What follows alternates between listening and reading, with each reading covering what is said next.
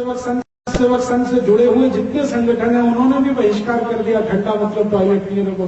70 संस्थाएं इस देश में हैं जो अभी पेप्सी कोक के खिलाफ काम कर रही हैं।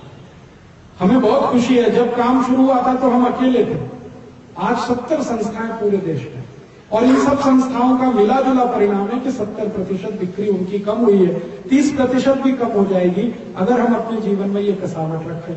नहीं तो मैं आपको एक बहुत बहुत ताजा उदाहरण देके जाता हूं जो मैंने पहले कभी आपको बताया नहीं, क्योंकि ये घटना अभी घटित हुई है। अमिताभ बच्चन नाम का एक फिल्म एक्टर है, इसकी कहानी है। थोड़े दिन पहले ये बीमार पड़ा और आपको याद है इसका ऑपरेशन हुआ पेट और 9 घंटे तक ऑपरेशन चला। इसको बीमारी क्या हुई? डायवर्टिकुलाइटिस, बड़ी अंतड़ियों का रोग होता है और इसमें अंतड़ियां सड़ जाती हैं। तो जिस डॉक्टर ने उसका ऑपरेशन किया उसको मैंने एक बार पूछा कि भाई आपने 9 घंटे अमिताभ बच्चन का क्या ऑपरेशन किया? तो उसने कहा कि उसकी बड़ी आंत सड़ गई थी, जगह जगह से उसको काट के निकाला, तो 9 घंटे लगे। उन्होंने कहा हाँ लगे। तो ये काट काट के जो बड़ी आंत निकाली आपने, क्यों निकाली? तो उन्होंने कहा अगर नहीं काटता तो मर जाएगा, तो उसको बचाने के लिए ये किया। तो कैसे सड़ गई उसकी बड़ी आंत? क्योंकि बड़ी आंत तो साधारण लोगों की नहीं सड़ती, जो लोग बहुत शराब पीते हैं उनकी बड़ी आंत सड़ती है, जो बहुत सुअर का मांस खाते हैं जिसको पोर्क कहा जाता है उनकी बड़ी आंत सड़ती है, जो बहुत ज्यादा गुटखा खाते हैं उनकी बड़ी आंत सड़ती है, जो बहुत ज्यादा ये pizza burger hot dog cold dog और मैगी खाते हैं उनकी भी सड़ती है। लेकिन अमिताभ बच्चन ये कुछ भी नहीं करता, ना पिज्जा बर्गर खाता है, ना शराब पीता है, ना बीड़ी सिगरेट पीता है, ना गुटखा खाता है, कुछ नहीं करता, फिर कैसे सड़ गई? तब वो डॉक्टर ने कहा कि वो पेप्सी कोक पीता है और इससे भी बड़ी आंत सड़ जाती है। और डॉक्टर ने कहा कि 10 साल से पीता है, 10 साल में उसकी बड़ी आंत सड़ गई। तो मैंने उस डॉक्टर को कहा आपने ये बात बताया अमिताभ बच्चन को? उसने कहा हाँ बता दिया। तो मैंने पूछा उसका क्या रिएक्शन है? तो अमिताभ बच्चन ने अगले ही दिन से पेप्सी का विज्ञापन करना बंद कर दिया। अब वो पेप्सी का विज्ञापन नहीं करता, पहले वो करता था, अब बंद कर दिया। जब मैं कंफर्म हो गया तो मैंने अमिताभ बच्चन को ईमेल किया और उसको ये सब बात कही। तो उसने कहा yes it is all true, ये सब सत्य है, मेरी बड़ी आंत सड़ी, उसका कारण पेप्सी कोक है। तो मैंने कहा आप ये बात टीवी पे बोल दिए थे, हाँ, कि मेरी बड़ी आंत सड़ गई है, उसका कारण ये पेप्सी कोक है, और आपके साथ अपने डॉक्टर को भी बिठा दो, हाँ, वो बताएगा, क्योंकि ऑपरेशन उसी ने किया है। तो अमिताभ बच्चन ने कहा कि ये मैं नहीं कर सकता। तो मैंने कहा चलो इस पे एक फिल्म बना दो आप कि पेप्सी कोक पीने से कैसे बड़ी आंत सड़ जाती है, 3 घंटे की फीचर फिल्म बना दो। तो उसने कहा ये भी नहीं कर सकते। क्यों, क्या तकलीफ है? तो उसने कहा कि मैंने इस कंपनी से 100 करोड़ रुपए लिए पेप्सी से, और जब रुपए लिए थे तो समझौता किया, एग्रीमेंट किया है कि जब तक ये कंपनी भारत में रहेगी मैं इसके खिलाफ बात नहीं बोलूंगा। कंपनी ने मुझसे लिखवा लिया, और अगर मैंने बोला तो ये कंपनी मेरे ऊपर 500 करोड़ का दावा करेगी, मुझे 500 करोड़ देना पड़ेगा, मेरे पास इतना पैसा नहीं है, मैं कंगाल और भिखारी हो जाऊंगा, इसलिए मैं ये बोल नहीं सकता। तो मैंने उसको पूछा मैं बोलूं?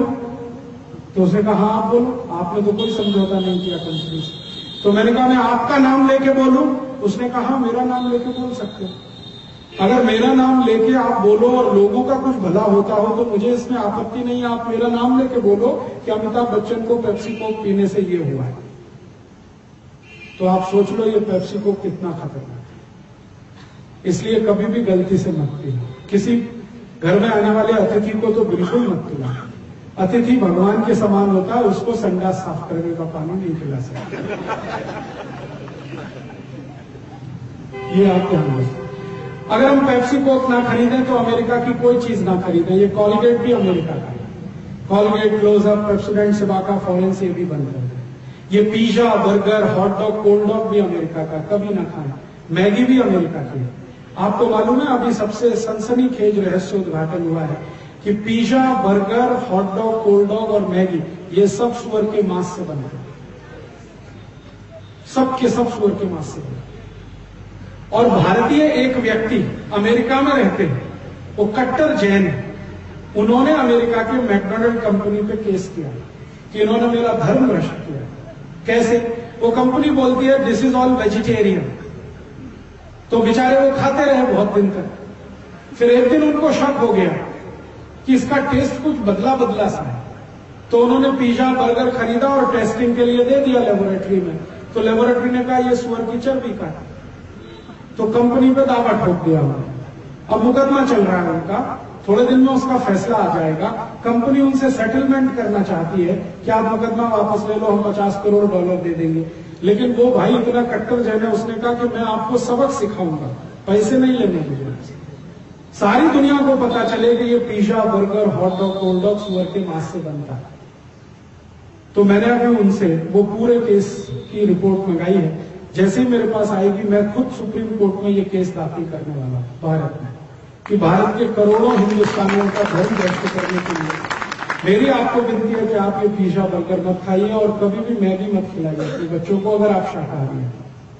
ऐसे ही अमेरिका की कुछ चीजें और बिक रही हैं इस देश में, जैसे फेयर एंड लवली। बहुत लोग लगाते हैं कि गोरेपन की क्रीम है। मैंने 4 साल एक भैंस को लगा के देख लिया, वो आज तक नहीं। दुनिया में कोई काला गोरा नहीं हो सकता, जो काला है वो काला है, जो गोरा है वो गोरा है, रंग नहीं बदलता कभी। हमने इस फेयर एंड लवली के खिलाफ मुकदमा किया मद्रास हाईकोर्ट में, उसमें हम जीते, कंपनी हारी। वो कैसे मुकदमा था, मेरा एक दोस्त है, वो मेरे साथ पढ़ता था इंजीनियरिंग में, तमिलनाडु का है, वो बहुत काला है, इतना काला है आपके घर में तवा है ना उसको उल्टा कर दो, इतना काला है। और वो मेरे साथ हॉस्टल में रहता था, हम दोनों रूम पार्टनर थे। मैं उसको रोज देखता था वो फेयर एंड लवली लगाता, 12 साल उसने फेयर एंड लवली लगाया। और वो बोलता है कि हॉस्टल में आने से 8 साल पहले से लगा रहा फेयर एंड लवली, तो 20 साल लगाया, अभी भी चिक्कट काला। तो मैंने एक दिन कहा भाई कभी तो तू सुधरेगा, तो एक दिन उसको समझ में आ गया, उसने कहा अब बस, अब बंद फेयर एंड लवली। तो मैंने कहा तेरे पास इसका फेयर एंड लवली खरीदने का जो बिल है, वाउचर है, वो मुझे दे दे। तो उसने दे दिए, तो उसके आधार पर हमने केस कर दिया मद्रास हाईकोर्ट में। वो मद्रास में रहता है तो केस वहीं करना पड़ा। अब जजमेंट देने वाला जो जज है वो एक दिन बोला कि मेरे घर में भी यही समस्या है। वो जज कहता है मेरे घर में भी यही समस्या है। तो उसने बहुत सुंदर जजमेंट दिया। पेप्सी, ये फेयर एंड लवली कंपनी के अधिकारियों को जाना पड़ा मद्रास हाईकोर्ट में। जज ने उनसे पूछा कि आपने इसमें क्या मिलाया है जो किसी व्यक्ति को काला है तो गोरा बना दे। तो उनका साहब इसमें कुछ नहीं मिला है। तो अच्छा ये बताओ ये बनती कैसे? तो उनका सुअर की चर्बी के तेल से हम इसे बनाते हैं। अब भारत की करोड़ों माताएं बहनें ये सुअर की चर्बी का तेल चेहरे पे पोतती है और सोचती है बहुत सुंदर हो रही। सुंदरता फेयर एंड लवली में नहीं है, क्रीम पाउडर लिपस्टिक में नहीं है। सुंदरता गुण, कर्म और स्वभाव में है। आपका गुण अच्छा है, कर्म अच्छा है, स्वभाव अच्छा है तो आप अच्छा है। आप मत लगाइए फेयर एंड। फिर आप बोलेंगे कौन सी क्रीम लगा, कोई मत लगाइए, जैसे आप हैं बहुत अच्छा। त्वचा हमारी जैसी है बहुत ही अच्छी, इसमें क्रीम पाउडर लगा के इसको खराब मत करिए। क्योंकि सभी वैज्ञानिक जो त्वचा रोग विशेषज्ञ हैं वो ये कहते हैं कि त्वचा को जितना ज्यादा केमिकल्स लगाएंगे उतनी खराब होगी, तो कुछ मत लगाइए। और ये कितनी महंगी है फेयर एंड लवली, 25 ग्राम 40 रुपए में है, 50 ग्राम 80 रुपए में है, 100 ग्राम 160 रुपए की है, 1 किलो 1600 रुपए की है। अब 200 रुपए किलो का काजू है, 300 रुपए किलो बादाम है, 1600 रुपए किलो ये सुअर की चर्बी का तेल है। अगर आप थोड़े भी होशियार हैं तो 200 रुपए किलो बादाम खाइए, काजू खाइए, ये 1600 रुपए किलो की क्यों क्रीम लगाते हैं? बंद करिए इसको, कुछ जरूरत नहीं।